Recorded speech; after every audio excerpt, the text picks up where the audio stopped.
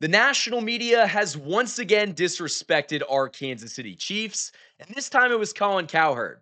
In this video, I'm going to play a clip from his show, The Herd, and give my thoughts and reactions to his comments that the Chiefs dynasty is basically over. You guys are listening to the KC Sports Report. My name is Michael Darcy. Hit that like button on this video and subscribe to this channel for more of the best daily Chiefs content on YouTube. So, with that being said, let's not waste any time. I'm going to go ahead and show this clip from the herd. Really worry about Kansas City. Joe Tooney is one of the more valuable offensive linemen in the league. Left. And they didn't want him to leave. They couldn't afford him. They don't have a left tackle. They paid a lot for Jalen Moore, who's never been a starter. By the way, they're not going to go 11-0 in one-score games. Raiders are better. Broncos will be better. The Chargers will be better. It never lasts forever. This is an annual tradition where you pick a new team to win the AFC West, and then midway through the year, you're like, yeah, I probably shouldn't have done that. Also, you said the Chiefs didn't want to lose Joe Tooney. Well, was there a gun to Brett Veach's head when he called the Bears and traded him? They didn't lose Joe Tooney. They traded Joe Tooney. So I just got to say, the rest of your bracket feels a lot like we are respecting the teams that were really good last year, except for, of course, the Chiefs. First and foremost, thank goodness that Nick Wright exists. I mean, that conversation, in my opinion, is just a little bit silly. I mean, we're talking about a team that has made 5 Super Bowls in the last 6 seasons. And I understand that all dynasties have a shelf life. You just can't expect to continue winning forever.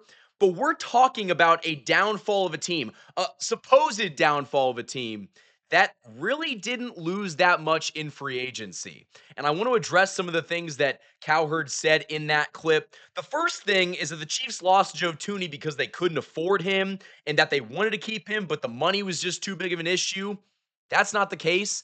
They could have kept Joe Tooney on that contract. The issue is they decided to go younger, cheaper at the position. They wanted to pay Trey Smith to be their right guard of the future, which if you just look at the age of those two players, Trey Smith is a better investment in 2025, and the Chiefs have a history of moving on from a player a year early rather than a year late.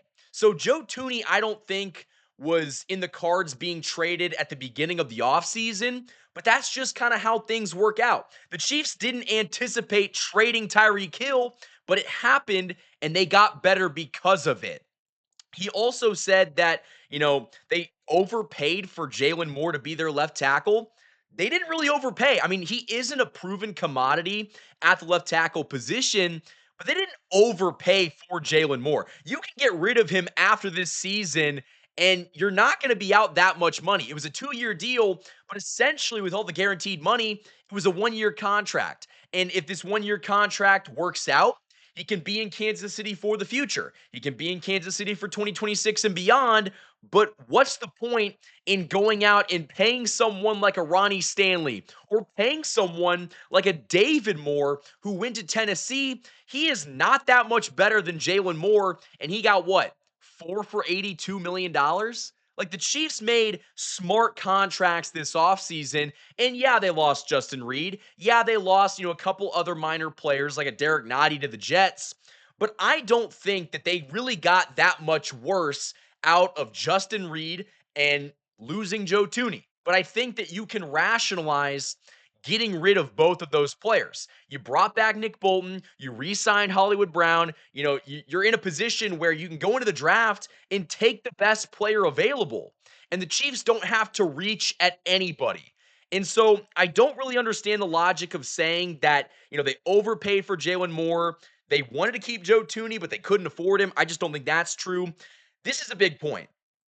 The Chiefs cannot go 11-0 in one-score games. And I'm really glad that Nick Wright pushed back on some of the things that Colin Cowherd said because, yes, they're probably not going to be able to go 11-0 in one-score games.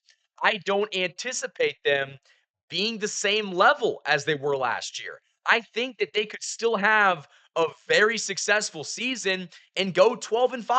12-5 might be good enough for a number 1 or 2 seed in the AFC. They could also just be better offensively and not be in that many one-score games. And so when you add all of that together, yeah, they might not go 11-0 in those one-score games. But also, when you have Patrick Mahomes, when you have Andy Reid, when you have Steve Spagnuolo and this coaching staff, you know, the benefit of the doubt usually goes in the Chiefs' favor. And it just seems like an analyst every single these guys aren't analysts, they're talking heads on TV. Every single offseason, we can go back and just look at the receipts. People want to predict the Chiefs' downfall because when it eventually happens, many, many years down the line, they are going to look correct. They're going to be the person that predicted the Chiefs' downfall in each and every year, really since the Chiefs traded Tyreek Hill. We have heard that the Chiefs are done. And guess what? They have not failed to make a Super Bowl. They went 2 of 3 in those Super Bowls, so I think they're doing okay. But I also want to pull up a graphic that um, that Colin Cowherd had on his herd hierarchy, basically saying the best teams after free agency. It's probably going to piss most of you off, and I will show that graphic right after this ad break. The Hollywood Casino at Kansas Speedway is the place to be. With over 1,500 slot machines, 35 table games, 4 restaurants, and a new ESPN Bet sportsbook, there are plenty of ways to find your fun.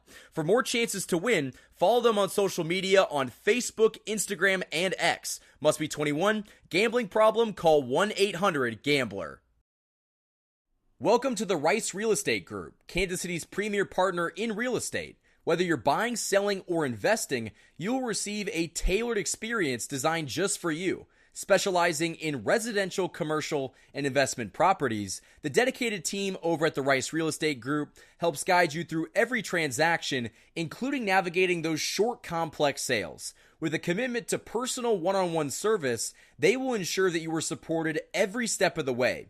You can achieve your goals with expertise, care, and a customized approach that truly makes a difference. Ready to make your next move? The Rice Real Estate Group is here to make it happen. For more information, call 816-819-9333.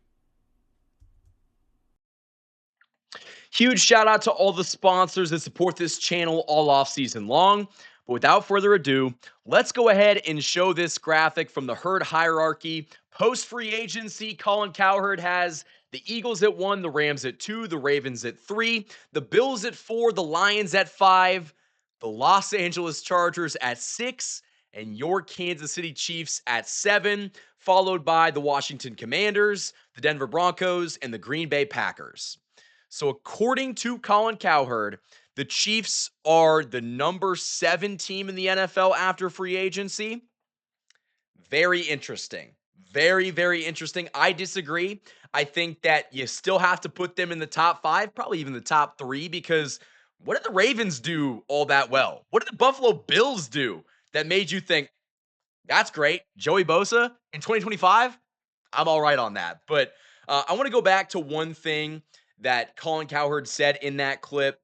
He basically said the Raiders, the Broncos, and the Chargers got better, and they're going to be better this season.